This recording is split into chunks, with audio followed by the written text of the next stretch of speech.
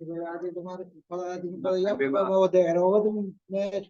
मैं तो देख रहा, मैं कुछ क्लास चल रही। पहले से बताओ एक बार, बड़े वाले भैया का। वो तो भाग गए थे। अपने माइक को म्यूट करके सब लोग रखे गए, जब कोई डाउट होगा तब माइक को अनम्यूट करिएगा। मोहम्मद जावेद अपने माइक को म्यूट करो, ज्वाइन ऑडियो पे क्लिक करो, म्यूट हो जाएगा फिर से। ज्वाइन ऑडियो पे ही टच करने से अनम्यूट भी होगा, उसी से म्यूट भी होगा।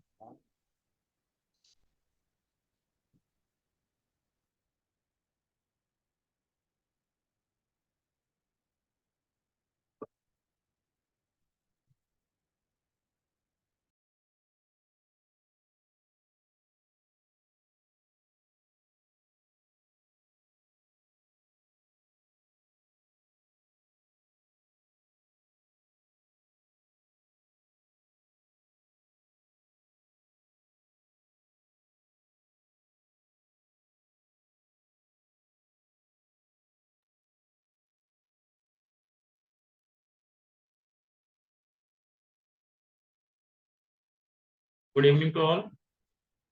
वॉइस क्लियर है आपको? मैसेज में यस कर दीजिए चैट में। वॉइस क्लियर आ रही है सबको? Yes sir.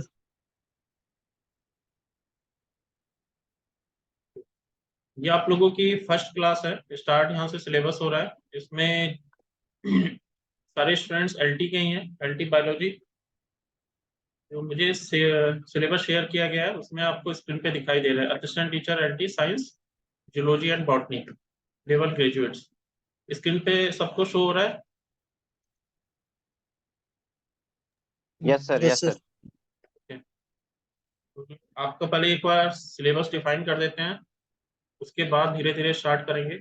सिलेबस थोड़ा लेंथी है तो आपको स्टार्टिंग से इसके नोट्स बनाते रहना चाहिए, पहली चीज।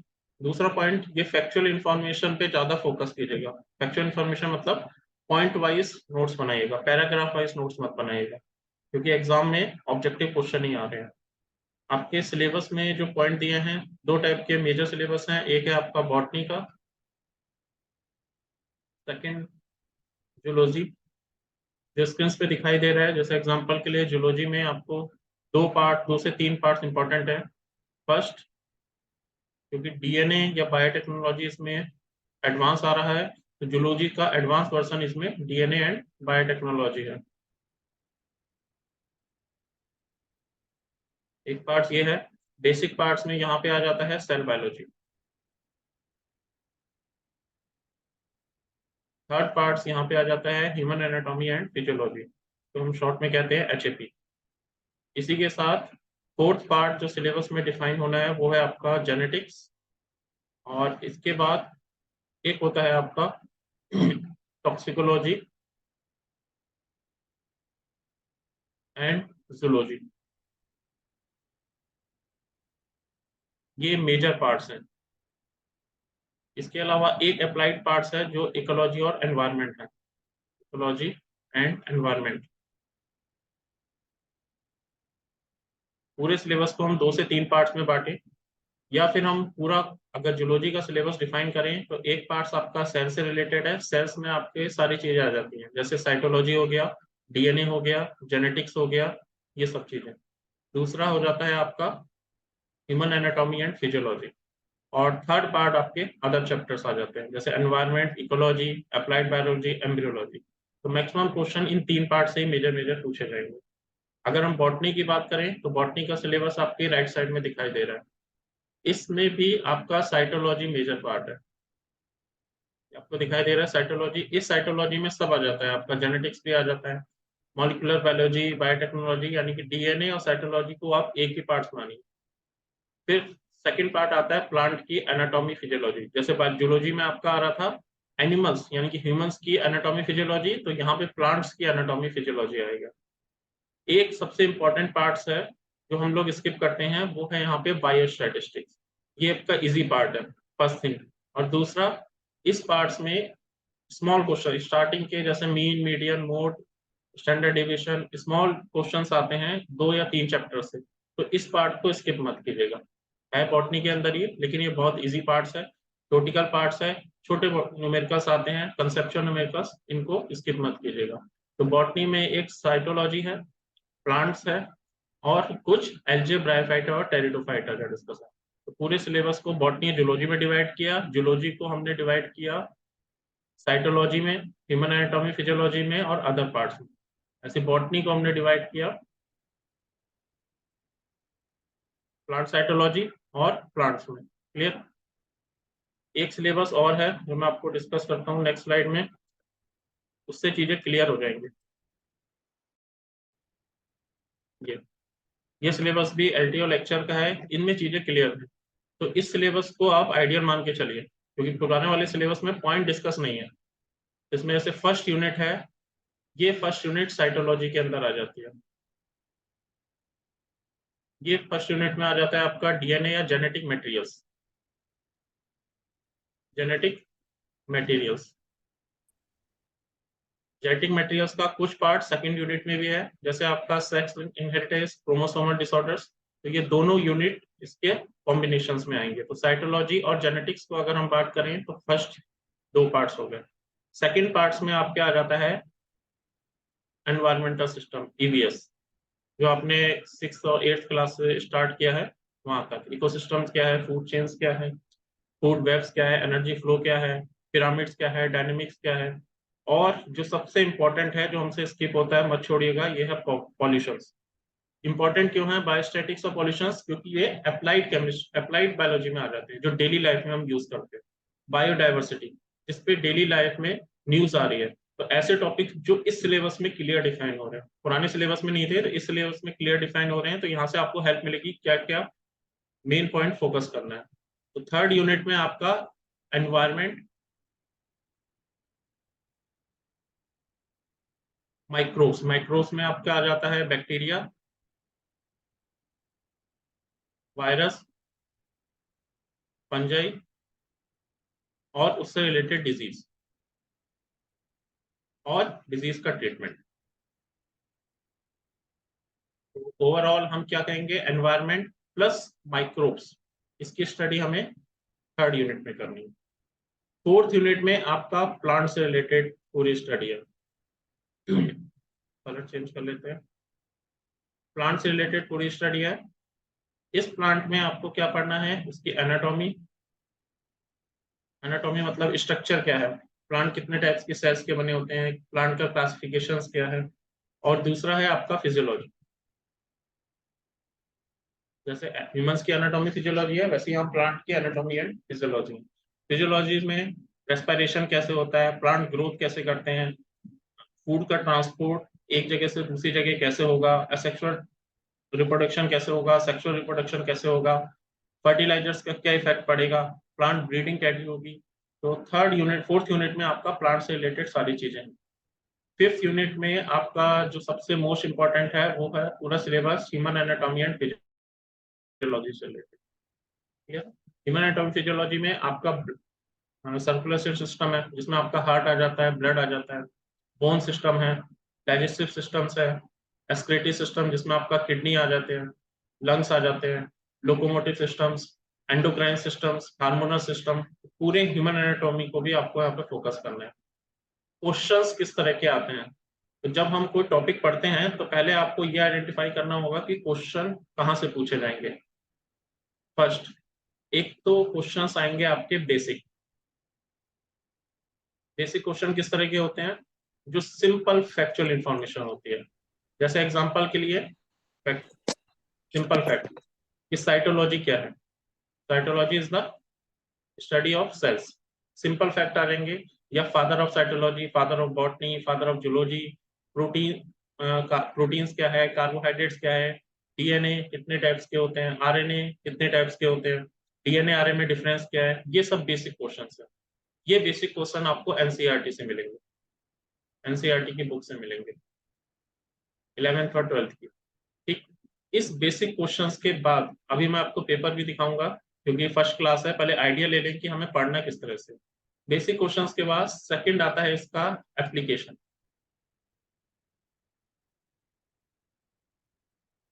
या एडवांसमेंट। एप्लीकेशंस का मतलब है, फॉर एग्जांपल आपने पढ़ा कि एक सेल होती है, तो सेल से ऑर्गन्स बनते हैं, ऑर्गन से बॉडी बनती है। तो यहाँ पे सेल्स के अंदर ऐसा कौन सा पार्ट है जिसकी वजह से कोई डिजीज हो सकती है? सेल्स का ऐसा कौन सा पार्ट है जहां पे ड्रग इफेक्ट कर सकती है? सेल्स का ऐसा कौन सा पार्ट है जो हार्मोन्स को रिलीज करता है? ठीक, तो यहाँ एप्लीकेशन और एडवांस रिलेटेड आएगा। तीसरा आता है कुछ एक्सेप्शनल केसेस।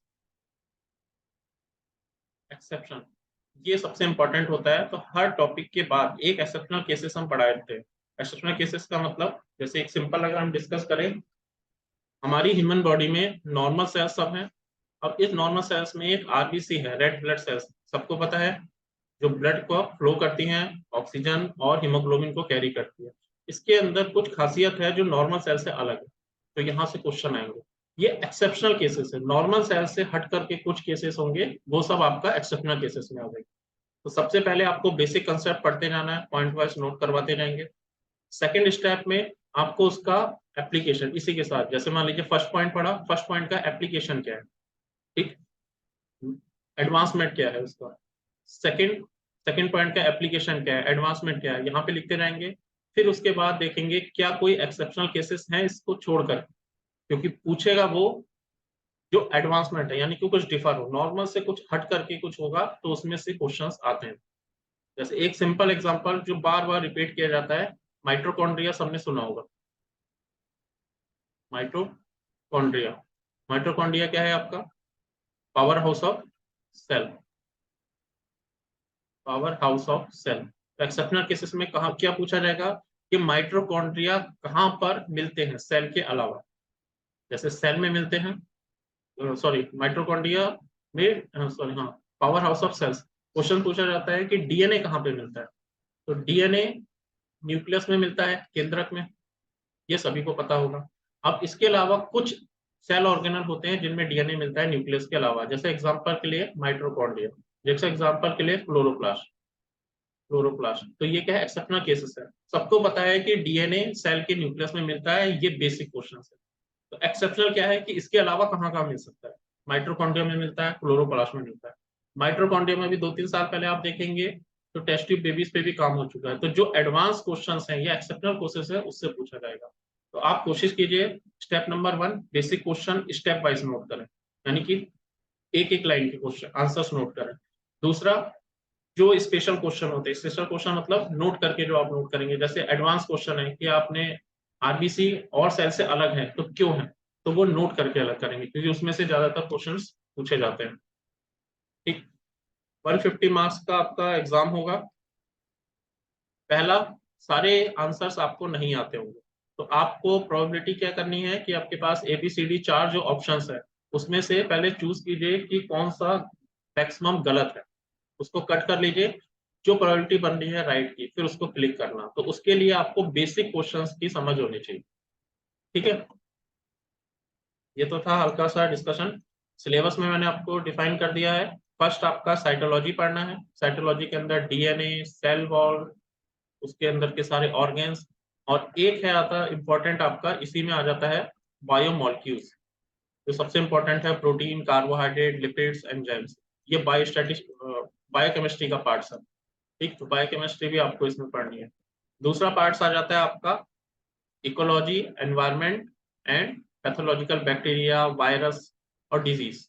तीसरे में पूरा प्लांट, और चौथे में पूरा ह्यूमन एनाटॉमी और एनिमल्स और उसका क्लासिफिकेशन। क्लियर? अभी तक कोई क्वेश्चन सिलेबस में?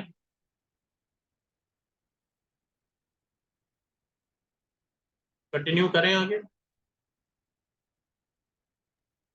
Yes sir.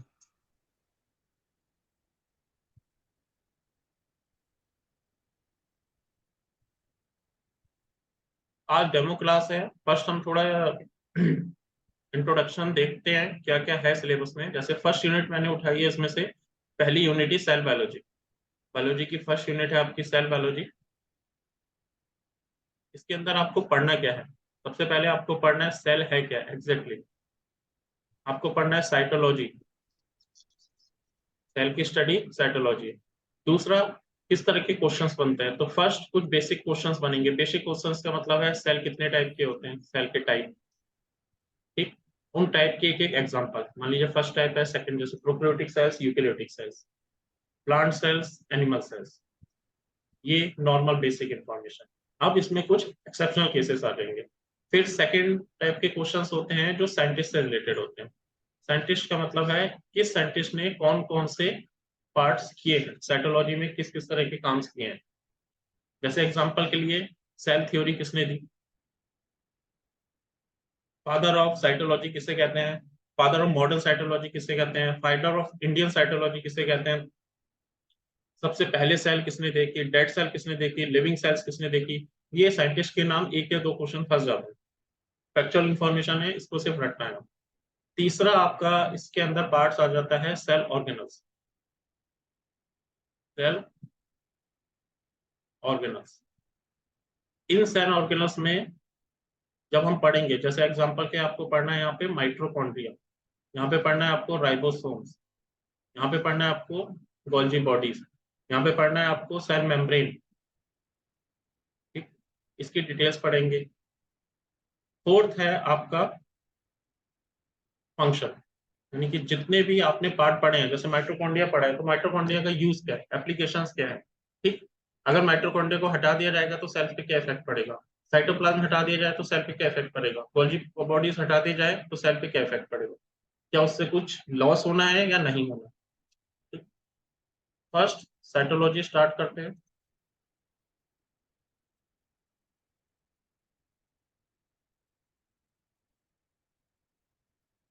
देखिए फर्स्ट हमें जो डिस्कस करना है वो टॉपिक में है, सिंपल बेसिक क्वेश्चन में से एक या दो आ जाता है कि साइटोलॉजी है क्या।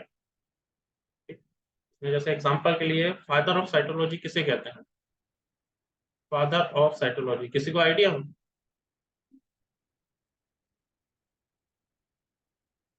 किसी को आइडिया है, टाइप कीजिए मैसेज में फादर ऑफ साइटोलॉजी।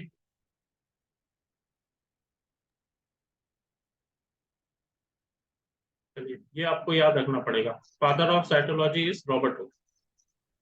ये कुछ साइंटिस्ट और साइटोलॉजी से रिलेटेड फैक्चुअल इंफॉर्मेशन है जो बेसिक हमेशा क्वेश्चंस पूछे जाते हैं। एक क्वेश्चन है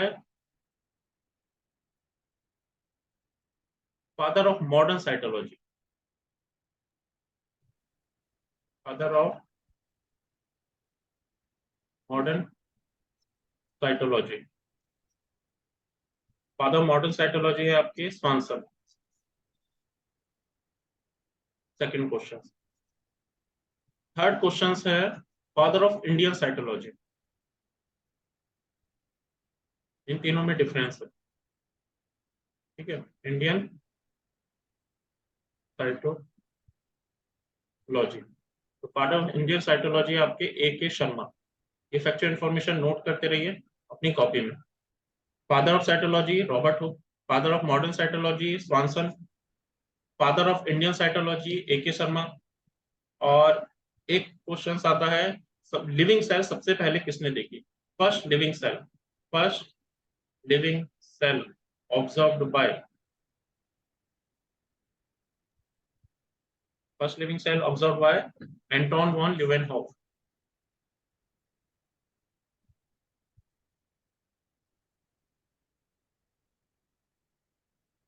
एंटोन वॉन ल्यूवेनहॉफ, क्लियर। ऐसे आता है सेल थ्योरी किसने दी। ये कुछ नेम है जो हमको हर चैप्टर स्टार्ट करने से पहले पता होने चाहिए। सेल थ्योरी किसने दी है, Schleiden and Swan.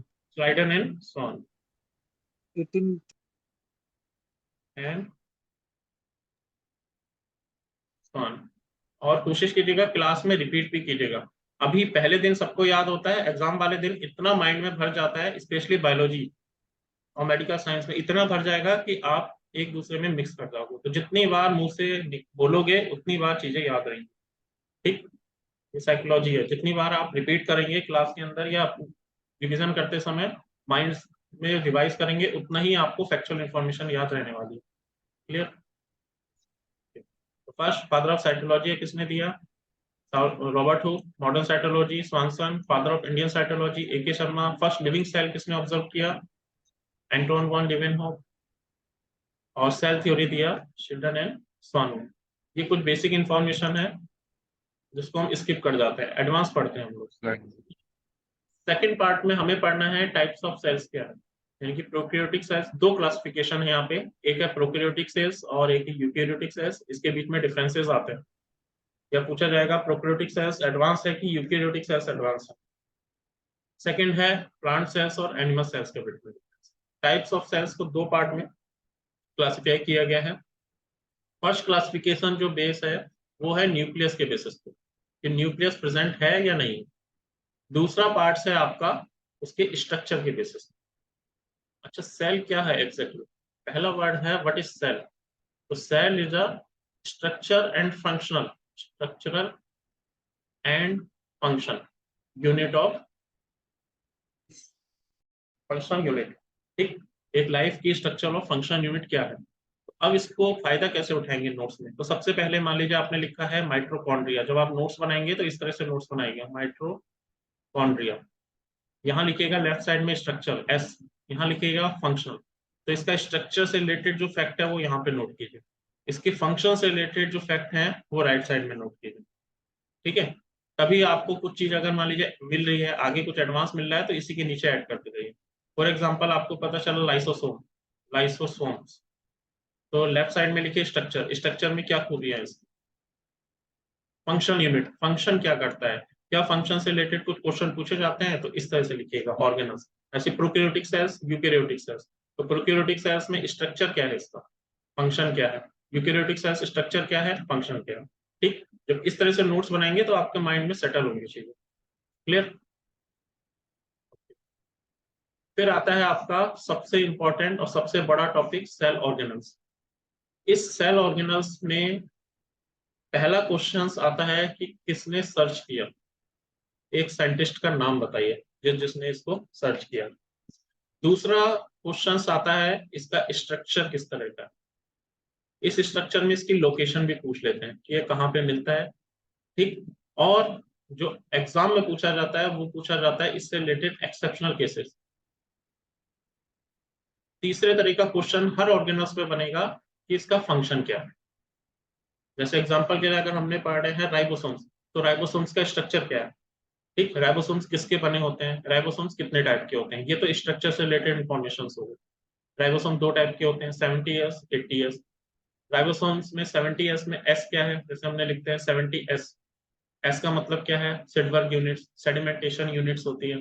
ठीक, तो स्ट्रक्चर से रिलेटेड क्वेश्चंस हो गया। लोकेशन, राइबोसोम्स कहाँ पे मिलते हैं, तो राइबोसोम एंडोप्लाज्मिक रेटिकुलम में मिलते हैं, राइबोसोम सेल्स के साइटोप्लाज्म में मिलते हैं। तो स्ट्रक्चर से रिलेटेड क्वेश्चन हो गया, अभी डिटेल में सब बताएंगे। फंक्शन क्या है कि राइबोसोम प्रोटीन सिंथेसिस करते हैं। तो हर ऑर्गेनल्स को तीन पार्ट्स में डिवाइड किया जाएगा। फर्स्ट, उसने किस साइंटिस्ट ने उसको सर्च किया। सेकंड, उसका स्ट्रक्चर क्या है। थर्ड, उसका फंक्शन क्या है। और यहाँ पे एक नोट डालेंगे, ये नोट वो होगा जो एक्सेप्शनल केसेस होगा, यानी कि इन जो नॉर्मल इंफॉर्मेशन पढ़ने उससे हट करके कुछ। जैसे एग्जांपल के लिए डीएनए पढ़ा हमने, डीएनए किसी ऑर्गेनल्स में नहीं मिलता, सिर्फ माइटोकॉन्ड्रिया और क्लोरोप्लास्ट में मिलता है। ठीक, राइबोसोम्स में नहीं मिलेगा, एंडोप्लाज्मिक रेटिकुलम में नहीं मिलेगा। ठीक, आपका गोल्जी कॉम्प्लेक्स में नहीं मिलेगा, ये राइबोसोम्स में नहीं मिलेगा। तो ये किस में मिलेगा, डीएनए मिलेगा सिर्फ माइटोकॉन्ड्रिया और क्लोरोप्लास्ट में और न्यूक्लियस में। तो कुछ एक्सेप्शनल केसेस इस तरह से हम यहाँ नोट करेंगे, यहीं से ज्यादा क्वेश्चन आते हैं। इसको तीन पार्ट्स में क्वेश्चंस को, आंसर्स को नोट्स इस तरह से बनाइएगा। ठीक है, सेल ऑर्गेनल्स के बाद सबसे लास्ट आएगा आपका सेल डिवीजन। सेल डिवीजन में मायोसिस, मिटोसिस, कितने टाइप्स की सेल हैं, कौन कौन सी फेज है, step 1, step 2, step 3, step 4। Clear. ये तो था आपका बेसिक जो हम आगे कराने वाले हैं। जैसे हम फर्स्ट पॉइंट स्टार्ट करते हैं। सबसे पहला क्वेश्चन मैंने आपको बता दिया है, फादर ऑफ सेल्स। जितने भी साइंटिस्ट के नाम थे साइटोलॉजी से, जब हम चैप्टर पढ़ रहे हैं उससे पहले की कौन कौन से नाम है, father of cytology, modern cytology, Indian cytology, first living cells ने देखे। अब इसके बाद आते हैं सबसे बड़ी सेल्स, सबसे छोटी सेल्स, जो हम लोग स्किप कर जाते हैं नोट्स में। ठीक, तो ये पीपीटी में आपको शेयर कर दूंगा। जो पीपीटी में पॉइंट लिखे हैं उसको नोट मत कीजिएगा, जो पीपीटी के अलावा मैं पॉइंट बताऊंगा उसको आप नोट कीजिएगा। क्लियर। जैसे सबसे छोटी सेल्स जो है माइकोप्लाज्मा गैलोसेप्टिकम। ठीक, और इसका जो साइज है 1 माइक्रोमीटर के बराबर है। और 1 माइक्रोमीटर कितना होता है? 1 मिलीमीटर का 1000वां भाग, यानी कि 1/1000 मिलीमीटर के बराबर होता है माइक्रोमीटर।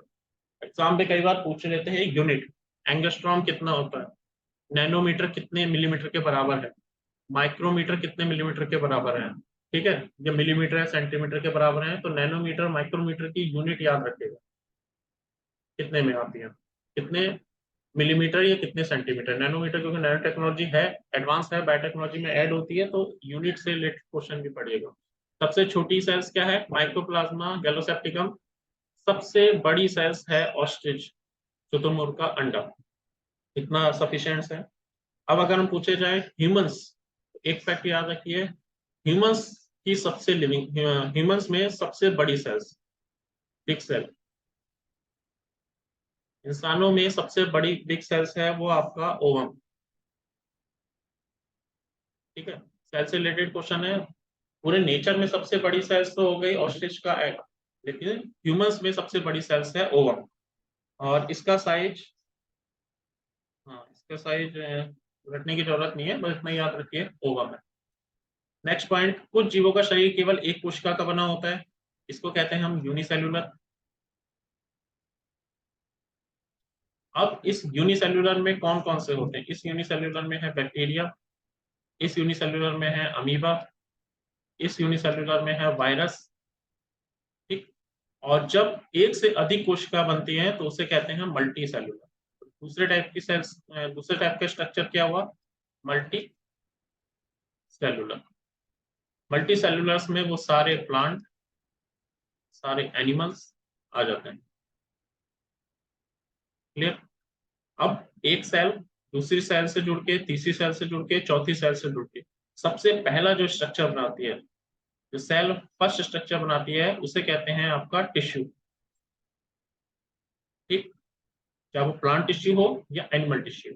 और टिश्यू के बाद नेक्स्ट स्टेप जो होता है उसे कहते हैं ऑर्गन, और ऑर्गन के बाद जो नेक्स्ट स्टेप होता है उसे कहते हैं हम बॉडी। तो आपको ऑर्डर पूछ सकते हैं which one is the correct, tissue organ body, cell cell tissue organ body, आगे पीछे करके पूछ सकते हैं। तो सेल से सबसे पहले क्या बनता है? टिश्यू, चाहे प्लांट टिश्यू हो या एनिमल टिश्यू। इस टिश्यू से अटैच होकर के बनता है एक ऑर्गन, और ऑर्गन से बनती है आपकी बॉडी। क्लियर?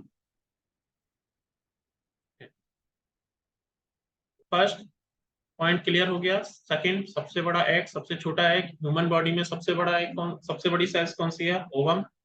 ओवम मतलब फीमेल गेमेट्स। ओवम को क्या कहते हैं? फीमेल गेमेट्स, इस नाम से भी आ सकता है, कंफ्यूज मत हो जाइए, फीमेल गेमेट्स।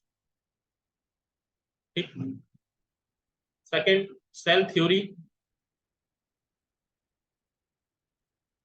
सेल थ्योरी किसने दी है? तो फर्स्ट सेल थ्योरी दी है शिल्डन एंड श्वान ने। इसके अनुसार इसने क्या कहा है कि सेल है क्या एग्जैक्टली। तो सबसे first thing, cell is the structure and functional unit. Structure क्या है, किस तरह के स्ट्रक्चर बन रहा है, ठीक, और किस तरह का फंक्शन है। फंक्शन किस तरह के होते हैं? फंक्शन एक होता है ट्रांसपोर्ट, यानी कि एक जगह से दूसरी जगह को लेके जाना। एक होता है ग्रोथ, ग्रोथ में कैसे हेल्प कर रहे हैं। एक है रेस्पिरेशन फंक्शन, एक होता है एस्पिरेशन फंक्शन। आपका सेल एस्पिरेशन फंक्शन, की सेल बन रही है तो उसमें जो टॉक्सिक सब्सटेंस डेली नीड में बनने उसको बाहर कैसे निकाले, ये सारे होते हैं फंक्शन, नॉर्मल फंक्शंस। या फिर हो गया डाइजेशन, ये सारे हैं फंक्शन। ठीक, तो कोशिका क्या है? कोशिका सेल किसने दी है? Cell theory. कोशिकाओं की संख्या जीव के शरीर के आकार पर निर्भर करती है। सभी जीवधारी कोशिका व कोशिका उत्पादों के ही बने होते हैं। अगर कोई ऑर्गन्स, ये कोई एनिमल्स हो या प्लांट्स हो, वो सेल या सेल प्रोडक्ट के ही बने होंगे। सेल प्रोडक्ट मतलब टिश्यूज। मूलभूत संरचनात्मक क्या है? फंक्शनल इकाई क्या है? सेल से। एक क्वेश्चन ये भी पूछा जाता है विच वन इज फंक्शनल यूनिट, तो आप उसको सेल लिखेंगे। अब कोई सेल, जो सेल थ्योरी दी है उसका मेन कंसेप्ट क्या है? तो फर्स्ट, प्रत्येक जीव की उत्पत्ति एक सेल से होती है, एक सिंगल सेल्स होती है, फिर वो डेवलप होकर के एक ऑर्गन्स बनाती है, टिश्यू बनाती है, और फिर ऑर्गन्स, और फिर आपकी बॉडी बनाती है। प्रत्येक जीव का शरीर एक या अनेक कोशिकाओं का बना हो सकता है। प्रत्येक कोश का एक स्वाधीन इकाई है, यानी कि फ्री इकाई से। फ्री इकाई का मतलब है एक सेल ये है, दूसरी सेल ये है, तीसरी सेल ये है, चौथी सेल ये है, और ये है एक टिश्यू, और इस एक टिश्यू ये हो गया, एक टिश्यू हो गया। अब ये पूरा बन गया हमारा ऑर्गन। ठीक, तो जो ये सिंगल सेल्स आपको दिखाई दे रही है, ऑर्गन्स के अंदर है टिश्यू, टिश्यू के अंदर सेल्स, जो ये सिंगल सेल्स आपको दिखाई दे रही है, इसके अपना स्ट्रक्चरल फंक्शन यूनिट होगा।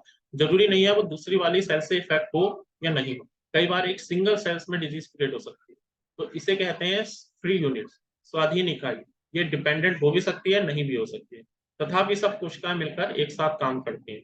हो सकता है एक सिंगल सेल में डिफेक्ट हो जाए, उसकी डाइजेशन में डिफेक्ट हो जाए, एक्सक्रीशन में डिफेक्ट हो जाए, ऑर्गेनल्स में डिफेक्ट हो जाए। फोर्थ पॉइंट, सेल थ्योरी के अकॉर्डिंग कोशिका का निर्माण जिस क्रिया से होता है उसमें सबसे इंपॉर्टेंट होता है न्यूक्लियस। और न्यूक्लियस ही क्यों? क्योंकि न्यूक्लियस में क्या प्रेजेंट होता है? जेनेटिक मटेरियल, एक सेल से दूसरे सेल को बनाने के लिए। यहाँ क्वेश्चन पूछ सकता है, for growth of any tissues और organs which is the primary steps, तो न्यूक्लियस होना जरूरी है, या जेनेटिक मटेरियल का होना जरूरी है। नेक्स्ट, कोशिका का निर्माण विभिन्न घटकों से होता है, शिष्ट कार्य करता है। जीवों के सही प्रकार की कोशिकाओं में एक ही प्रकार की कोशिकाएं पाए जाते हैं। ठीक, कोशिकांश का मतलब है, अगर मैं बात करूं एनिमल्स की, एनिमल सेल्स और प्लांट सेल्स, ये आपस में तो डिफरेंस होंगी, लेकिन अगर एक एनिमल्स में जो सेल्स होंगी वो एक ही टाइप की होंगी, यानी कि सिंपल सेल्स से हटके होंगी। प्लांट सेल्स में जो सेल्स होंगी वो एक ही टाइप की होंगी। तो सेल थ्योरी के कुछ पॉइंट्स को याद रखेगा, ये ऑब्जेक्टिव में पूछेंगे, और एक गलत दे देंगे इसमें से कि कौन सा इसमें से सही नहीं है। इतना क्लियर हो रहा है यहाँ पे? Yes sir. स्पीड सही है या स्लो करें? ठीक है। ओके। सही है सर। अब अभी स्टार्टिंग में जब बेसिक कंसेप्ट पढ़ाएंगे तो थोड़ी स्पीड स्लो ही रहेगी, ठीक, क्योंकि बेसिक कंसेप्ट गायब तो फिर सब कुछ गायब। तो अब फर्स्ट, एक सेल्स के अंदर तीन चीजें तो कॉमन होती हैं। ये एक सिंगल यूनिट है, पहली चीज, इसका एक स्ट्रक्चर होता है और इसका कुछ फंक्शन होता है। अब सेल में एक बाउंड्री होगी जिससे वो बना होगा, तो इसे कहेंगे आपका सेल वॉल या प्लाज्मा मेम्ब्रेन। जैसे एग्जांपल के लिए, सेल वॉल कहाँ होती है, प्लाज्मा मेम्ब्रेन कहाँ होती है, ये पूछा जाएगा। अगर सेल वॉल नहीं है तो क्या होगा, प्लाज्मा मेम्ब्रेन नहीं है तो क्या होगा। तो फर्स्ट, सेल वॉल, एक सेल है, सेल की बाउंड्री बनी होगी, जैसे एक बैलून है, बैलून जिस प्लास्टिक का बना है और रबड़ का बना है, वो सेल वॉल या प्लाज्मा मेम्ब्रेन की तरह काम कर रहा है। और उस बैलून में जो लिक्विड भरा होगा या एयर भरी होगी उसे हम क्या कहते हैं, साइटोप्लाज्म। तो लिक्विड क्या कहलाता है, प्लाज्मा, प्लाज्मा मतलब लिक्विड, साइटो मतलब सेल के अंदर का लिक्विड। तो एक सेल्स में तीन चीजें तो कॉमन रहेंगी, दो चीजें कॉमन रहेंगी, एक वो बाउंड्री जिसके अंदर कुछ भरा होगा, एक लिक्विड भरा होगा जिसे साइटोप्लाज्म कहते हैं, और ऑर्गेनल हो भी सकते हैं, नहीं भी हो सकते, माइटोकॉन्ड्रिया हो सकता है, नहीं हो सकता है, ठीक, गोल्गी कॉम्प्लेक्स हो सकता है, नहीं हो सकता है, एंडोप्लाज्मिक रेटिकुलम हो सकता है, नहीं हो सकता है, लेकिन मिनिमम एक बाउंड्री होगी, एक साइटोप्लाज्म प्रेजेंट होगा। फर्स्ट, सेल वॉल क्या है, तीन पॉइंट बस याद रखने हैं। फर्स्ट, इसका नाम क्या है, दीवार। याद कैसे करेंगे, सेल वॉल एक ऐसी दीवार जो सिर्फ प्लांट सेल्स में मिलती है, इससे ज्यादा कुछ आता नहीं है नॉर्मली, बस, लेकिन आपको बस याद रखना है प्लांट सेल्स में कौन, सेल वॉल कहाँ प्रेजेंट होती है, पादप कोशिकाओं में, प्लांट सेल्स में मिलती है। ये है आपकी एक सेल, प्लांट सेल्स, इसके अंदर सेल मेम्ब्रेन होगी और इसके बाहर एक मोटी लेयर बनी होती है, दीवार जैसी मोटी, इसलिए इसको कहते हैं सेल वॉल। और ये जिसकी बनी होती है वो होता है सेलुलोज। सेलुलोज आपका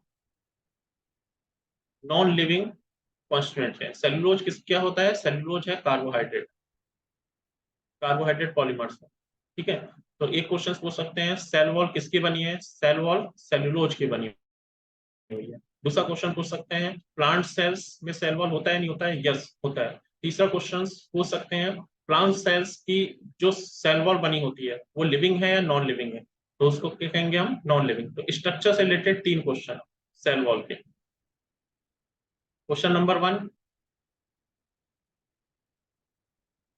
हाँ सेल वॉल का क्वेश्चन नंबर 1, स्ट्रक्चर ये कहाँ पे मिलता है?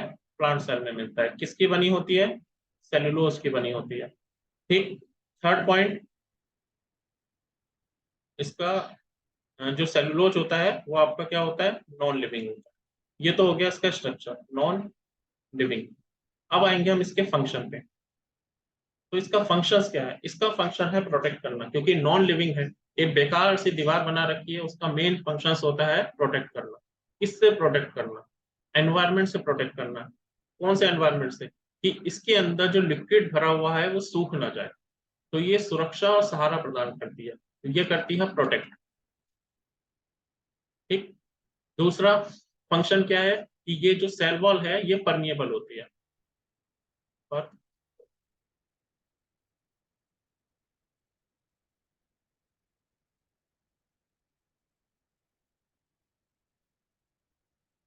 Cell wall is permeable. तो अब सेल वॉल में हमने 3 पॉइंट पढ़ा। फर्स्ट, स्ट्रक्चर का, ये पादप कोशिका में पाई जाती है, ये स्ट्रक्चर है। सेल वॉल सेलुलोज की बनी होती है। पॉइंट नंबर 2, सेल वॉल में सेलुलोज निर्जीव पदार्थ होता है। स्ट्रक्चर से रिलेटेड 3 पॉइंट। फंक्शन से रिलेटेड हमने क्या पढ़ा? कि इसकी जो नेचर्स होती है वो परमिएबल नेचर्स होता है। यह है फंक्शन का पॉइंट नंबर 1। कोशिका झिल्ली की रक्षा करती है और सूखने से बचाती है। ठीक। पॉइंट नंबर 2, सेल वॉल का पार्ट इतना खत्म। सेकेंड पार्ट आता है प्लाज्मा मेम्ब्रेन। इसको ज्यादा इंपॉर्टेंट पढ़ना है, क्योंकि इसके बिना ह्यूमंस चाहे प्लांट्स कोई भी जीवित नहीं रह सकता। सबसे पहले एक मेम्ब्रेन।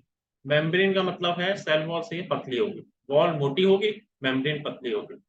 यह पतली, मुलायम और लचीली झिल्ली होती है, फ्लेक्सिबल झिल्ली होती है। जो आपकी स्किन है उसमें प्लाज्मा मेम्ब्रेन मिलती है। आपके हर सेल्स, ह्यूमन बॉडी की हर सेल्स में प्लाज्मा मेम्ब्रेन होती है। ठीक। इसको प्लाज्मा झिल्ली या प्लाज्मा मेम्ब्रेन कहते हैं। यह झिल्ली अर्ध पारगम्य और सेमी परमिएबल होती है। तो आपने 2 चीजें पढ़ी। एक परमिएबल, परमिएबल का मतलब है ये एक दीवार है, एक चीज दूसरी जगह जा सकती है, इस जगह से इस जगह जा सकती है, यानी कि ए प्लेस से दूसरे प्लेस पे वाटर हो मूव कर सकता है, ग्लूकोज हो मूव कर सकता है। तो सेमी परमिएबल का क्या मतलब होता है? एक प्लेस ए है, एक प्लेस बी है।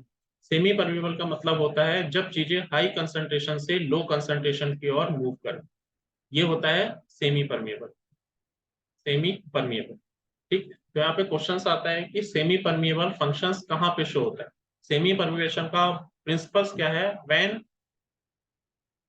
Any substance move from high concentration to low concentration. ठीक। तो यह चलिए फंक्शन क्या है इसका? सेमी परमिएबल मेम्ब्रेन है।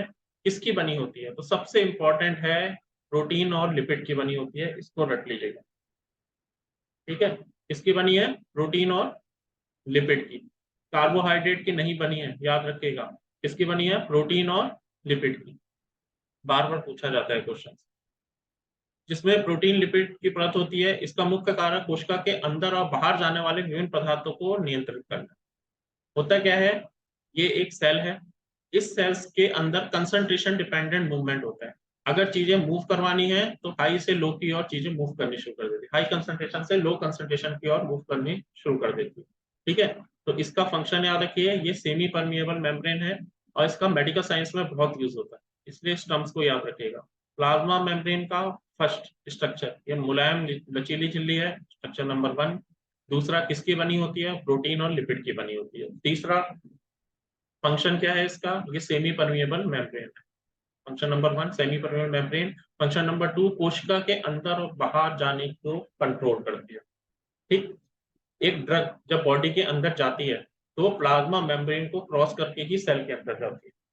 ठीक। सेल ही बताएगा कि किस ड्रग को अंदर जाना है, किस ड्रग को बाहर जाना है। इसका मतलब प्लाज्मा मेम्ब्रेन एक गार्ड की तरह है, किसको अंदर जाना है, किसको बाहर जाना है। ठीक। ये सिस्टम है। इतना क्लियर? अब हमने एक बताई सेल, एक सेल की बाउंड्री होती है, उसके अंदर कुछ लिक्विड भरा होता है। बाउंड्री 2 तरह की होती है, एक सेल वॉल होती है जो ज्यादातर प्लांट्स में होती है, और एक होती है प्लाज्मा मेम्ब्रेन, ये आपका एनिमल्स में। ठीक। तीसरा, इसके अंदर जो लिक्विड भरा हुआ है उसको हम क्या कहेंगे? प्लाज्मा को साइटोप्लाज्म। सेल के अंदर के प्लाज्मा को क्या कहेंगे? साइटोप्लाज्म। कोशिका के अंदर तरल रूप में जो पदार्थ पाया जाता है उसे प्रोटोप्लाज्म कहते हैं। अब पहला खोज किसने की? तो खोज की है पुरकिंजे ने। ठीक। ये नाम कई बार पूछा जाता है। तो प्रोटोप्लाज्म की खोज पुरकिंजे ने की है। कोशिका के अंदर पाए जाने वाला प्रोटोप्लाज्म दो भाग में विभक्त होता है। अब एक चीज आपको डिस्कस करते हैं। फर्स्ट, ये एक सेल है, ठीक। इस सेल्स में दो तरह की सेल्स होती हैं, प्रोकैरियोटिक सेल्स और यूकेरियोटिक सेल्स। प्रोकैरियोटिक सेल्स में न्यूक्लियस क्लियर नहीं होता है, ट्रू न्यूक्लियस नहीं होता है, यानी कि न्यूक्लियस नहीं होता है। और यूकेरियोटिक सेल्स में क्या होता है, न्यूक्लियस प्रेजेंट होता है। तो एक आपकी नॉर्मल सेल्स है, स्क्रीन पे दिखाई दे रही है। इस सेल्स के अंदर एक न्यूक्लियस प्रेजेंट है। अब इस न्यूक्लियस में कुछ लिक्विड होगा, इसको हम बना देते हैं येलो कलर का लिक्विड, और इसका नाम हम देते हैं न्यूक्लियोप्लाज्म। प्लाज्म मतलब जो लिक्विड प्रेजेंट है, कहां पे है, न्यूक्लियस में प्रेजेंट है, तो इसे क्या कहेंगे, न्यूक्लियोप्लाज्म। सेकेंड पार्ट, इसके बाहर जो हमारी सेल दिखाई दे रही है, वहां पे कुछ लिक्विड प्रेजेंट होगा, उसको हम कहेंगे साइटोप्लाज्म, यानी कि सेल के अंदर प्रेजेंट प्लाज्म, ठीक। इसीलिए एक टर्म्स आता है प्रोटोप्लाज्म। प्रोटोप्लाज्म, तो protoplasm is the combination of nucleoplasm, nucleoplasm plus cytoplasm. इसको नोट कीजिए अपनी डायरी में, ठीक। न्यूक्लियस के अंदर एक लिक्विड प्रेजेंट है, उसको न्यूक्लियोप्लाज्म कहते हैं। न्यूक्लियस के बाहर और सेल वॉल के बीच में जो मटेरियल प्रेजेंट है, उसको क्या कहते हैं, साइटोप्लाज्म। और इन दोनों कॉम्बिनेशंस को कहते हैं प्रोटोप्लाज्म,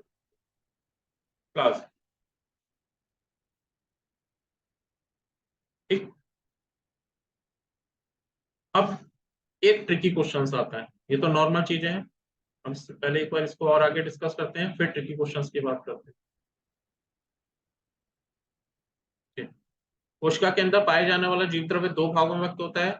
जीव द्रव्य का जो भाग कोशिका, भित्ति और केंद्रक के बीच होता है, उसे क्या कहते हैं, साइटोप्लाज्म। और केंद्र के भीतर जो द्रव्य प्रेजेंट होता है, उसे क्या कहते हैं, न्यूक्लियोप्लाज्म। कोशिका द्रव्य एक बहुत ही गाढ़ा चिपचिपा पदार्थ है, ठीक। इस कोशिका द्रव्य में अनेक इनऑर्गेनिक और ऑर्गेनिक सब्सटेंसेस पाए जाते हैं। ये हिंदी टाइप नहीं हो पाई है। इनऑर्गेनिक कौन कौन से सब्सटेंस होंगे, जैसे वाटर आपका इनऑर्गेनिक सब्सटेंस है, पोटेशियम, सोडियम, कैल्शियम, मैग्नीशियम, ठीक। सोडियम, जैसे आपने सुना होगा कि नमक खाने से डायबिटीज बढ़ जाती है, तो यही इनऑर्गेनिक सब्सटेंस है जो सेल को मूवमेंट करवाता है, जिससे हार्ट बीट बढ़ती है। यही इनऑर्गेनिक सब्सटेंस सेल के अंदर कमाल करता है। कैल्शियम, ये कैल्शियम ही है जो मसल्स को, जैसे मैं हाथ हिला पा रहा हूँ, मसल मूवमेंट, तो ये इनऑर्गेनिक सब्सटेंस की वजह से है, ठीक है। हर सेल में चेंजेस हो रहे हैं, तभी मैं हाथ हिला पा रहा हूँ, तो ये इनऑर्गेनिक सब्सटेंस हर साइटोप्लाज्म में प्रेजेंट होंगे। और उसके साथ साथ कुछ ऑर्गेनिक सब्सटेंस होंगे। कौन कौन से ऑर्गेनिक सब्सटेंस सेल में पाए जाएंगे, वो सब जो आप डेली खाते पीते हो, जैसे कार्बोहाइड्रेट,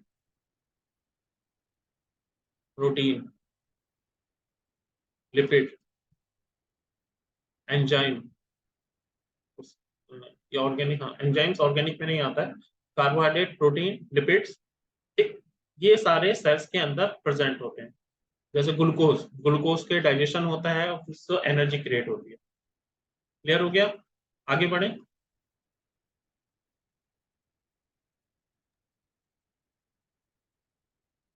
एक बार मैसेज में यस कर दीजिए ताकि मुझे कंफर्मेशन हो जाए, क्लियर हो रही है चीजें।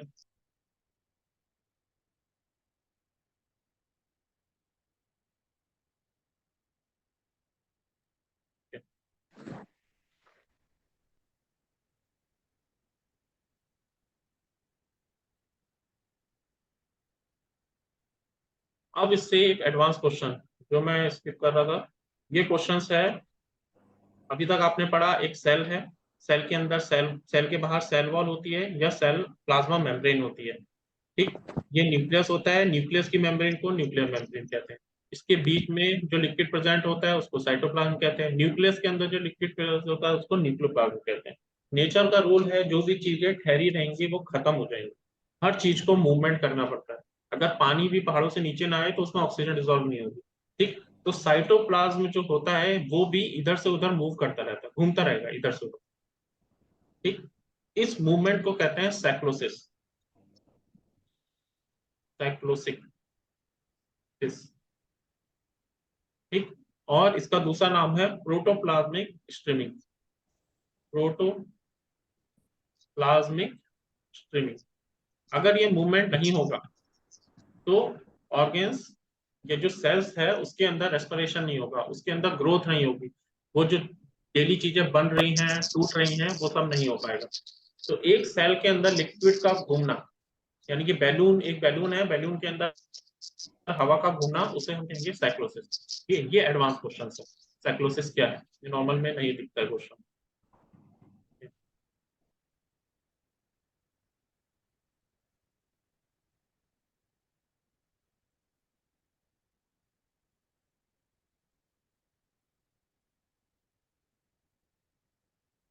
अब नेक्स्ट है आपकी स्क्रीन पे प्रोकैरियोटिक एक यूकैरियोटिक सेल्स, जो सिंपल सेल्स होती हैं। हमने क्लासिफिकेशन पढ़ा, दो कलर का क्लासिफिकेशन है, प्रोकैरियोटिक सेल्स का, यूकैरियोटिक सेल्स, और एनिमल सेल्स और plant cells.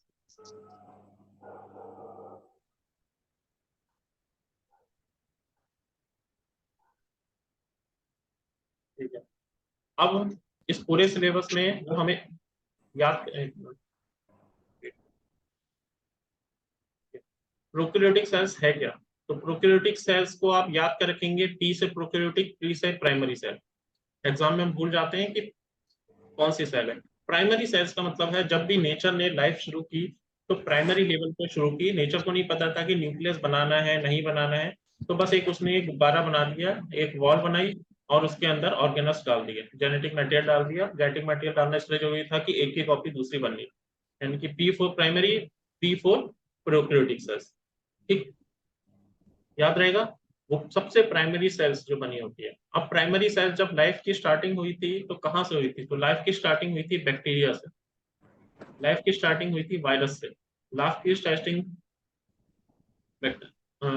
Green algae, blue green algae से हुई थी। क्योंकि जब भी आप किसी प्लानेट पे अगर बैक्टीरिया वायरस मिलता है तो इसका मतलब साइंटिस्ट समझते हैं कि वहां पे लाइफ पॉसिबल है।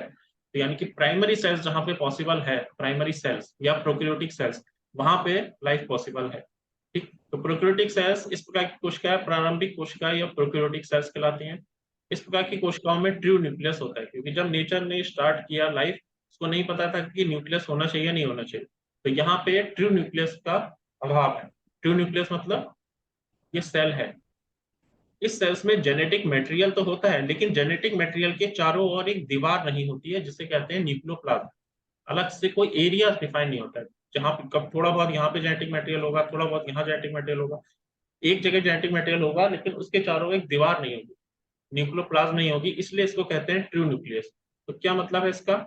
न्यूक्लियस प्रेजेंट है, ये आपकी एक सेल है, यहाँ पे जेनेटिक मटेरियल प्रेजेंट है तो हम उसको कह सकते हैं, जहां पे जेनेटिक मटेरियल प्रेजेंट है उसको मैंने कह दिया न्यूक्लियस। लेकिन उसकी अब बाउंड्री नहीं है, इसलिए उसको मैंने सच्चा न्यूक्लियस नहीं माना, ट्रू न्यूक्लियस नहीं माना, उसको फॉल्स न्यूक्लियस माना। ठीक, जेनेटिक मटेरियल तो प्रेजेंट रहेगा, नहीं तो ग्रोथ ही नहीं होगी। तो इस प्रकार की कोशिकाओं में ट्रू न्यूक्लियस का अभाव होता है।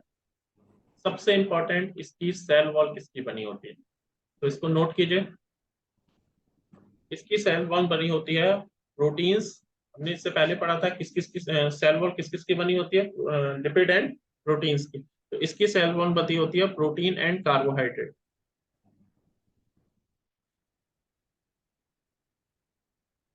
लेकिन ये एग्जाम में नहीं पूछता है, आपसे क्या पूछा जाएगा कि इसकी सेल वॉल किसकी बनी होती है? Peptidoglycan, glycan, peptidoglycan. Protein carbohydrate याद रखिए, साथ में पेप्टिडोग्लाइकन याद रखिए, या पेप्टिडोग्लाइकन का दूसरा नाम होता है म्यूसिन। इन तीनों में से एक क्वेश्चन पूछ ले देगा। अब क्वेश्चन सिंपल ये नहीं पूछेगा प्रोकैरियोटिक सेल्स, आपसे पूछेगा बैक्टीरिया की सेल वॉल किसकी बनी होती है? Bacteria cell wall consist of, तो पेप्टिडोग्लाइकन आंसर होगा। Virus cell wall consist of, ठीक, तो नॉर्मल प्राइमरी सेल्स जो बनी होती है बैक्टीरिया की, वो किसकी बनी होगी? प्रोटीन और कार्बोहाइड्रेट, या पेप्टिडोग्लाइकन, या फिर म्यूसिन्स की बनी होगी। थर्ड, जैसे बैक्टीरिया सेल्स, इसका कोशिका का सबसे अच्छा उदाहरण है, इसका साइज 1 से लेके 10 माइक्रोमीटर के बीच में वेरी कर सकता है। इसमें भी जेनेटिक मटेरियल होता है, अगर जेनेटिक मटेरियल नहीं होगा तो एक बैक्टीरिया की कॉपी कभी हो ही नहीं सकती। जेनेटिक मटेरियल तो सब में होता है, लेकिन किसी एक बाउंड्री से बाउंड नहीं है, इसलिए इसको ट्रू न्यूक्लियस नहीं माना जाता। अब जेनेटिक मटेरियल होता है और डीएनए द्वारा निर्मित क्रोमोसोम्स विशेष क्षेत्र में होते हैं, यानी कि एक सेल्स है, यहाँ पे आपका डीएनए इस तरह से प्रेजेंट होगा क्रोमोसोम्स। ठीक, जिस क्षेत्र में डीएनए या जेनेटिक मटेरियल प्रेजेंट होते हैं उसको हम न्यूक्लियोइड कहते हैं। यूकेरियोटिक सेल्स में न्यूक्लियस कहते हैं, तो यहाँ पे हम क्या कहेंगे इसको, न्यूक्लियोइड, यहाँ पे प्रेजेंट होते हैं। ठीक, न्यूक्लियर मेम्ब्रेन की अनुपस्थिति के कारण केंद्रक में पाए जाने वाला डीएनए, आरएनए, प्रोटीन आदि कोशिका द्रव्य के संपर्क में रहता है। बता ही चुके हैं, ट्रू न्यूक्लियस है नहीं, बाउंड्री वॉल है नहीं, ये न्यूक्लियर मेम्ब्रेन है नहीं, तो जेनेटिक मटेरियल सेल के अंदर ही मूव कर सकते। ठीक, अब सबसे इंपॉर्टेंट यहाँ पे ऑर्गेनल्स कोई नहीं मिलता, कोई भी ऑर्गेनल्स नहीं मिलता है, जैसे क्लोरोप्लास्ट नहीं मिलेगा, गोल्जी बॉडीज नहीं मिलेगी, माइटोकॉन्ड्रिया नहीं मिलेगा, एंडोप्लाज्मिक रेटिकुलम नहीं मिलेगा। तो इस सेल्स को चलाने के लिए कोई तो बंदा चाहिए जो एनर्जी प्रोड्यूस कर सके, जो सेल को बना सके। अब ये सेल बनी किसकी है, प्रोटीन और कार्बोहाइड्रेट की। तो यहाँ पे प्रोटीन बनाने के लिए ही बस एक ऑर्गेनल्स मिलता है, उसे हम कहते हैं राइबोसोम। क्लियर? तो पूछा जाएगा कि बैक्टीरिया सेल कंसिस्ट ऑफ, एक ऑप्शन होगा राइबोसोम, एक ऑप्शन होगा एंडोप्लाज्मिक रेटिकुलम, एक होगा गोल्जी बॉडीज, और चौथा आपका ऑप्शन हो गया एग्जांपल के लिए सेंट्रियोल। ठीक, तो हम टिक लगाएंगे राइबोसोम, क्योंकि इसके सॉल्व एटलीस्ट सेल वॉल बनाने के लिए, ग्रोथ करने के लिए, इसकी सेल वॉल बनाने के लिए कोई तो ऑर्गेनल्स चाहिए, उस ऑर्गेनल्स को कहते हैं राइबोसोम्स। क्लियर? राइबोसोम दो तरह का होता है, एक राइबोसोम होता है 70S, एक राइबोसोम होता है 80S। तो प्रोकैरियोटिक सेल्स में 70S टाइप्स के राइबोसोम्स होते हैं, ये याद रखिए। कितने टाइप्स के? 70S टाइप का राइबोसोम्स होता है। ठीक, राइबोसोम्स का फंक्शन क्या है, प्रोटीन सिंथेसिस करना। एक नॉर्मल सेल है प्रोकैरियोटिक, जिसकी सेल वॉल बनी है आपकी कार्बोहाइड्रेट और प्रोटीन की, उसकी सेल वॉल बनाने के लिए कोई स्ट्रक्चर प्रेजेंट है, तो उसको हम कहते हैं राइबोसोम्स। न्यूक्लियोइड क्या है, न्यूक्लियोइड वो स्थान है न्यूक्लियर मेम्ब्रेन के बिना, in the absence of nuclear membrane, जहां पे जेनेटिक मटेरियल प्रेजेंट होता है। ठीक, सेल वॉल किसकी बनी होती है, पेप्टिडोग्लाइकन की बनी होती है, या प्रोटीन कार्बोहाइड्रेट की बनी होती है, या फिर इसको कहते हैं म्यूसिस की बनी होती है। क्लियर?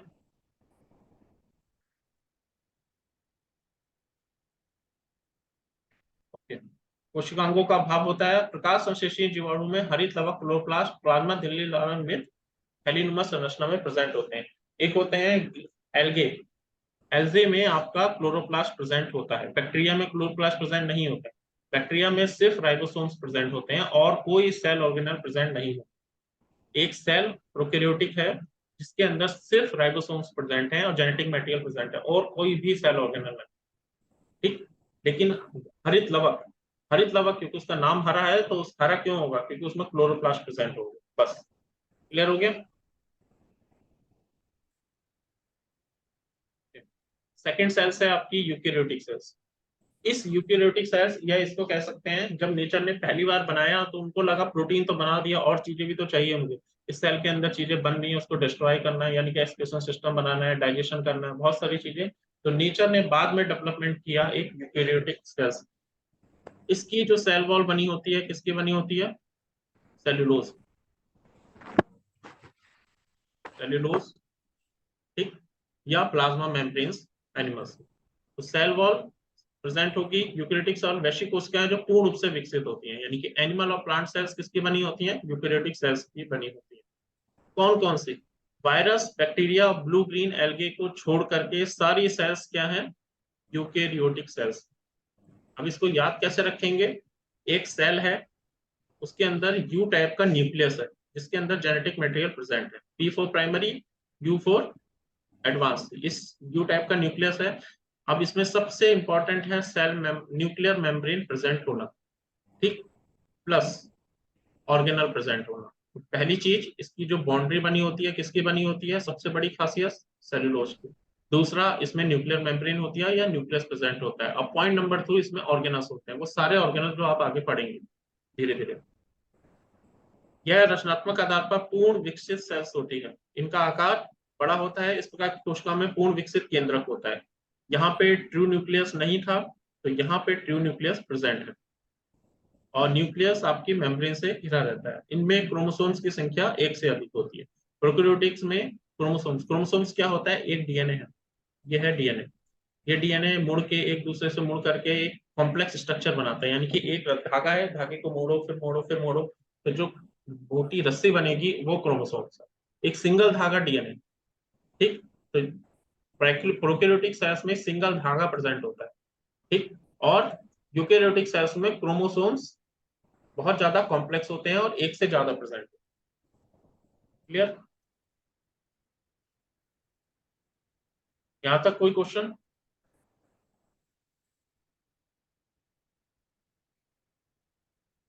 एक क्वेश्चन है, सेल वॉल या प्लाज्मा मेम्ब्रेन, सेल वॉल कहां प्रेजेंट होगी?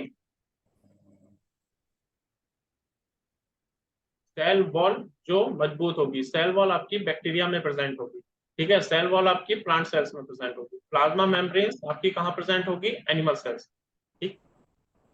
प्रोकैरियोटिक यूकेरियोटिक सेल्स में कुछ डिफरेंस ये है, जैसे size of cells 0.2 to 2 millimetre in diameter. Prokaryotic क्या है, प्राइमरी सेल्स है, साइज बहुत छोटा होगा। यूकेरियोटिक्स का साइज आपका बड़ा होता है। प्रोकैरियोटिक सेल्स में नो न्यूक्लियर मेम्ब्रेन या न्यूक्लियोइड, ठीक, यानी कि ट्रू न्यूक्लियस का अभाव होता है, इसे कहते हैं नो न्यूक्लियर मेम्ब्रेन। तो जेनेटिक मटेरियल जहां पे प्रेजेंट रहता है, ये है आपका पॉइंट दिखाई दे रहा है, तो ये है जेनेटिक मटेरियल यहाँ पे दिखाई दे रहा है, इसके चारों बाउंड्री नहीं है, लेकिन इस स्पेस को भी कुछ कहते हैं, उसे कहते हैं न्यूक्लियोइड। तो प्रोकैरियोटिक सेल्स में जहां न्यूक्लियर जेनेटिक मटेरियल प्रेजेंट होता है उसको न्यूक्लियर कहते हैं। वॉल नहीं होती है इसलिए no nuclear membrane. Eukaryotic cells में ट्रू न्यूक्लियस है, ये आपकी यूकेरियोटिक सेल्स है, इसमें न्यूक्लियर मेम्ब्रेन दिखाई दे रही है, ठीक। Membrane enclosed organelles, enclosed organelles का मतलब जैसे एंडोप्लाज्मिक रेटिकुलम प्रेजेंट है, नहीं है। गोल्गी बॉडी प्रेजेंट है, नहीं। लाइसोसोम प्रेजेंट है, नहीं। कुछ भी इसमें प्रेजेंट नहीं है। क्या प्रेजेंट है? एक्सेप्ट राइबोसोम्स, ये जो नीचे दिखाई दे रहा है, कौन से साइज का? 70s राइबोसोम्स, ठीक। यूकेरियोटिक सेल्स में सारे ऑर्गेनल्स प्रेजेंट हैं जो हम धीरे धीरे पढ़ेंगे, chloroplast, mitochondria, endoplasmic reticulum, lysosomes, Golgi body. Flagella, flagella वो पार्ट्स है जो सेल से बाहर निकलता है मूवमेंट करने के लिए, क्योंकि ये प्रोकैरियोटिक एक सिंगल सेल, बैक्टीरिया अकेला है, अकेले उसको घूमना है इधर से उधर, तो घूमने के लिए कुछ हाथ पैर चाहिए। यूकेरियोटिक से कॉम्प्लेक्स सेल है, एक सेल दूसरी सेल से मिलकर के टिश्यू बनाती है, फिर टिश्यू मिलकर ऑर्गन्स बनाते हैं, तो अकेली सेल नहीं घूम सकती कहीं पे भी, तो वहां मूवमेंट के लिए फ्लैजेला जैसी चीज नहीं चाहिए। फ्लैजेला कहाँ प्रेजेंट होगा? फ्लैजेला 2 प्रोटीन बिल्डिंग्स प्रोकैरियोटिक में मैक्सिमम प्रेजेंट होगा, लेकिन यहाँ पे नॉर्मल में फ्लैजेला प्रेजेंट नहीं होगा। Cell wall usually present chemically complex, prokaryotics में किसकी बनी होती है? पेप्टिडोग्लाइकॉन्स लेयर्स की प्रेजेंट बनी होती है, ये कई बार पूछा गया है, ल्यूसिन की, पेप्टिडोग्लाइकॉन की, या फिर कार्बोहाइड्रेट प्रोटीन, 3 तरह के नाम से पूछा जाता है। यूकेरियोटिक में प्रेजेंट होती है केमिकली सिंपल्स, सेलुलोज की बनी होती है।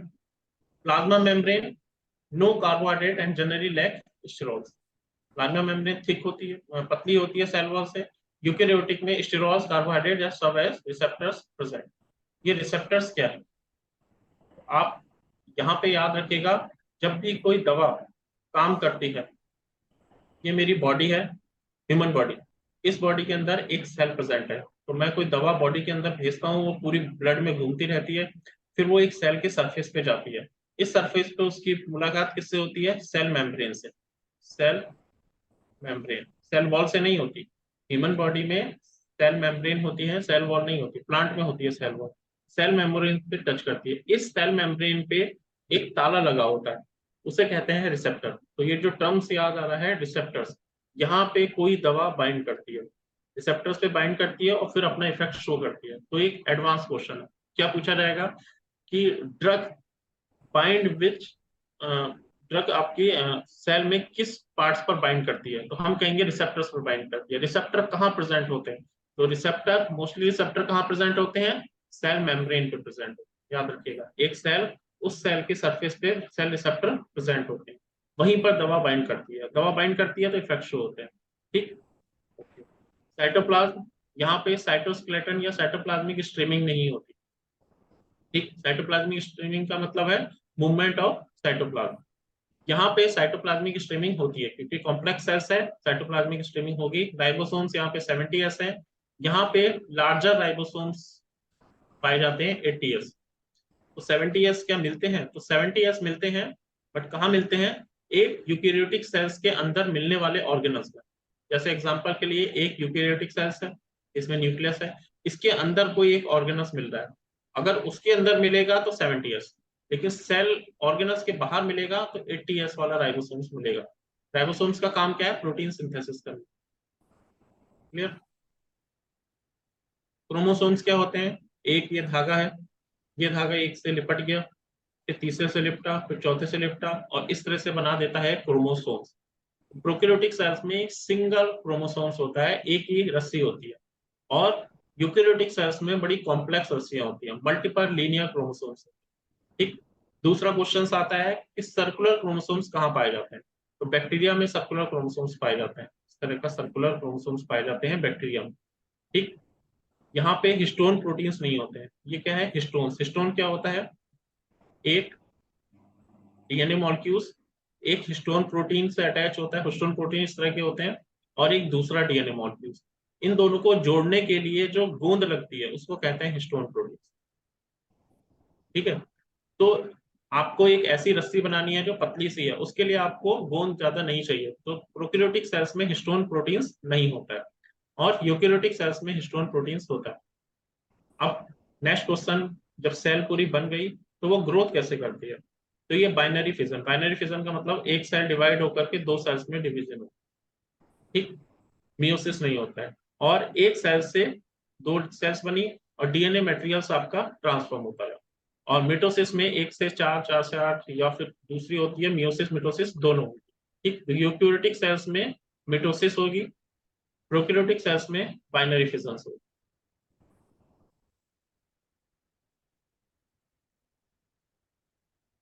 इतना क्लियर है आपको?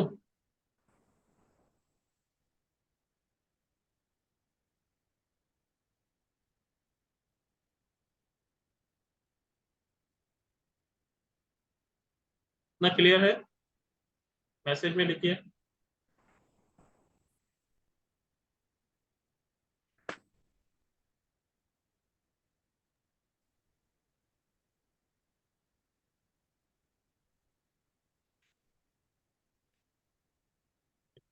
चलो एक बार फटाफट रिवाइज करवा देते हैं कि अभी तक हमने पढ़ा क्या है। Point number 1, father of cytology Robert Hooke, father modern cytology Swanson's, first living organs living cells किसने देखी है? Leeuwenhoek. Father of Indian cytology doctor A K. Sharma. सबसे छोटी सेल माइक्रोप्लाज्मा ग्लाइकोसेप्टिकम, सबसे बड़ी सेल ऑस्ट्रिच। ह्यूमन में सबसे बड़ी सेल्स ओवम। ठीक। सेल्स क्या है? सेल्स इसका स्ट्रक्चर एंड फंक्शन यूनिट, यानी कि कुछ उसका स्ट्रक्चर खासियत होगी और उसमें कुछ फंक्शन होगा। हर सेल का अपने टाइप का स्ट्रक्चर है, अपने टाइप का फंक्शन है। दो टाइप के सेल्स, और एक जो सिंगल सेल ऑर्गेनल काम करता है अपने पूरा बॉडी की तरह, वो है यूनिसेलुलर।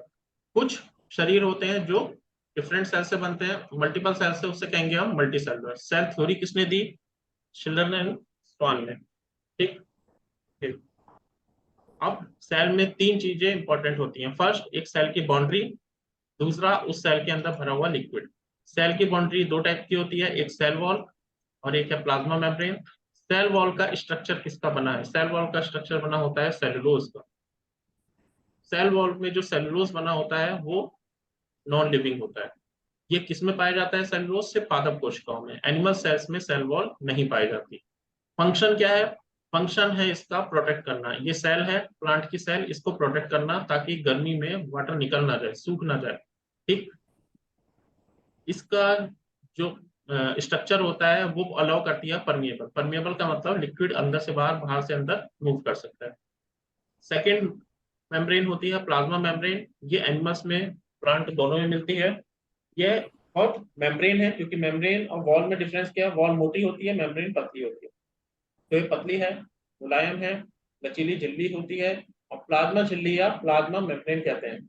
इसका स्ट्रक्चर किसकी बनी होती है? ये प्रोटीन और प्रोटीन एंड लिपिड की। कार्बोहाइड्रेट नहीं कह रहा हूं मैं, प्रोटीन एंड लिपिड। ठीक।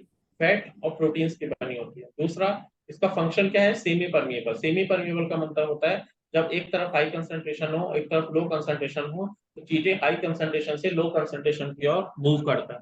आपके घरों में जो आरओ होता है ना, आरओ वाटर, आरओ वाटर में सेमी परमेबल मेम्ब्रेन लगी होती है, लेकिन ताकत से इस प्रिंसिपल के अगेंस्ट काम करवाते हैं। एक मेम्ब्रेन चीजें नॉर्मल हाई से लो की ओर मूव करती हैं, लेकिन आरओ वाटर में लो से हाई की ओर मूव करवाते हैं। ठीक है, सेमी परमेबल मेम्ब्रेन्स होती है। अब इस पूरे में एक सेल की बाउंड्री हो गई, सेल्स के अंदर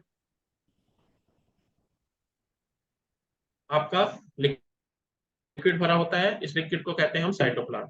अब ये एक सेल है, इसमें एक न्यूक्लियस है, न्यूक्लियस के अंदर जो लिक्विड होता है उसको न्यूक्लियोप्लाज्म, सेल के बाहर न्यूक्लियस के बाहर और सेल मेम्ब्रेन के बीच में लिक्विड होता है उसको साइटोप्लाज्म, और दोनों को कॉम्बिनेशन को प्रोटोप्लाज्म। ये हमने पढ़ा।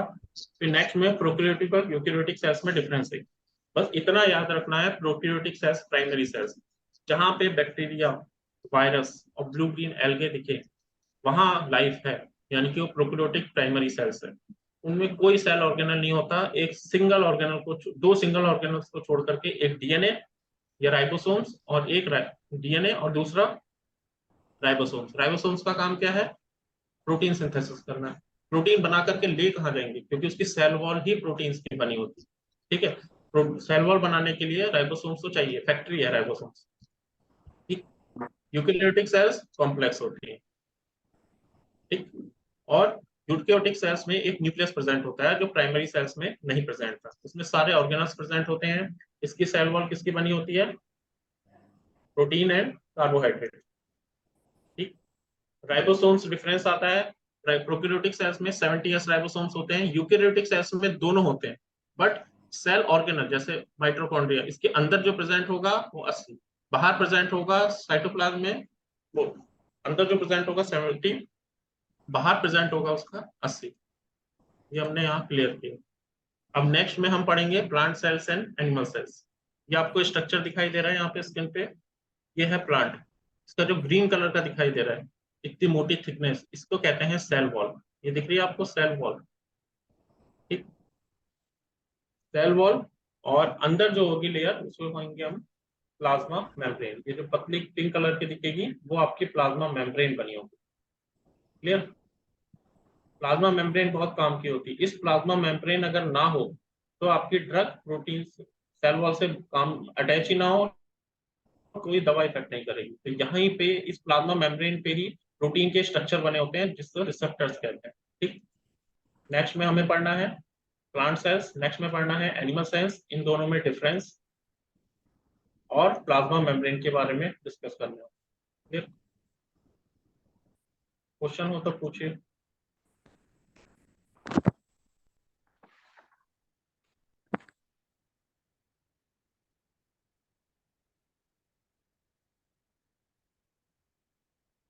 ठीक है, स्पीड सही है या थोड़ा और स्लो करना है?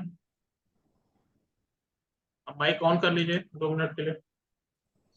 स्पीड सही है या और स्लो करें? ठीक है सर, स्पीड। ठीक है, अब इसके साथ आपको क्या करना है, घटना चक्री जो आपकी आती है बायोलॉजी की, ठीक है, उससे क्वेश्चन सॉल्व करते रहना है। एलटी के पेपर डाउनलोड कीजिए, थोड़ा बहुत उससे क्वेश्चन सॉल्व करते रहिए। ठीक, और मैसेज आप सर को भेज दीजिए, कोई क्वेश्चन अगर आपको कंफ्यूजन लग रहा है तो मैसेज भेज दीजिए, फिर उसके बाद उसको डिस्कस कर लेंगे एक साथ चैप्टर के बाद। ठीक है, थैंक यू।